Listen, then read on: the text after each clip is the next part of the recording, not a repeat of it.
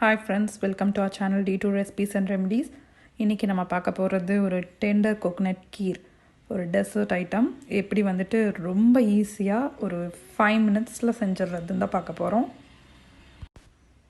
இதுக்கு தேவையான பொருள் டெண்டர் கோகனட் வாட்டர் வந்துட்டு நான் 2 கப் எடுத்திருக்கேன். ஒரு பவுல் எடுத்துக்கோங்க. அதில் ஃபஸ்ட்டு இந்த தேங்காய் தண்ணியை வந்துட்டு ஆட் பண்ணிக்கோங்க. இளநீரை ஆட் பண்ணிக்கோங்க. 2 கப் ஆட் பண்ணுங்கள். அதுக்கப்புறம் பால், நல்லா பால் காய வச்சு ஆற வச்சு எடுத்து வச்சுருக்கேன், அது 1 கப் ஆட் பண்ணுங்கள். அடுத்தது கண்டன்ஸ் மில்க் எடுத்து வச்சுருக்கேன், அது 1 கப் வந்துட்டு ஆட் பண்ணிக்கோங்க. இது வந்துட்டு நீங்கள் அடுப்பில் வச்சு செய்கிறதெல்லாம் கிடையாது. ஒரு 5 மினிட்ஸில் மிக்சிங்லேயே அவ்வளோ எல்லாத்தையும் மிக்ஸ் பண்ணாலே ரெடி ஆகிடும். இது வந்து கோகோனட் பவுடர். இது வந்துட்டு எங்கே வாங்கினேங்கிறத வந்து டிஸ்கிரிப்ஷன் பாக்ஸில் கீழே கொடுக்குறேன், நீங்கள் வேணால் வாங்கிக்கோங்க. இது வந்துட்டு ஒரு 1 டேபிள் ஸ்பூன் எடுத்திருக்கேன். நீங்கள் வேணால் கோகோனட் மில்க் கூட ஆட் பண்ணிக்கலாம். இது வந்துட்டு கோகோனட் பவுடர் ஆட் பண்ணதுனால கட்டி இல்லாமல் இதை நல்லா மிக்ஸ் பண்ணிக்கிறேன். திடீர்னு யாராவது கெஸ்ட்டு வந்துட்டு சொல்லாமல் வந்துட்டாங்க அப்படின்னா, இதெல்லாம் வந்துட்டு இந்த பொருள் இருந்துச்சுன்னா டக்குன்னு வீட்டில் வந்துட்டு இமீடியட்டாக இந்த கீர் ப்ரிப்பேர் பண்ணிடலாம். ரொம்ப டேஸ்ட்டாக இருக்கும். எப்போவே யூஸ்வலாக பால் பாயாசம் அந்த மாதிரியே நம்ம ட்ரை பண்ணிகிட்டு இருக்காமல் இது கண்டிப்பாக ட்ரை பண்ணி பாருங்கள்.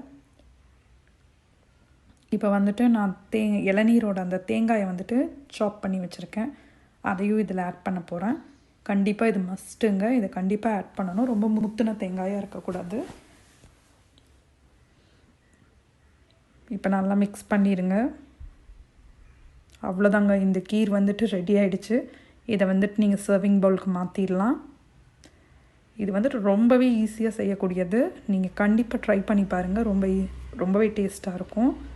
இப்போ வந்து ஆல்மண்டை பிஸ்தாவை நான் வந்துட்டு கோஸ் பவுடர் பண்ணி வச்சுருக்கேன், அதை வந்துட்டு இது மேலே வந்துட்டு கொஞ்சம் தூவுறேன். இது வந்து சில்லுன்னு தான் சர்வ் பண்ணணும், ரொம்ப ஹாட்டாக சர்வ் பண்ண முடியாது. ரெடி ஆகிடுச்சு பாருங்கள்.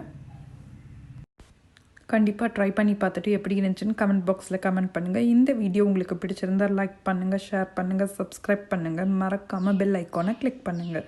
தேங்க்யூ.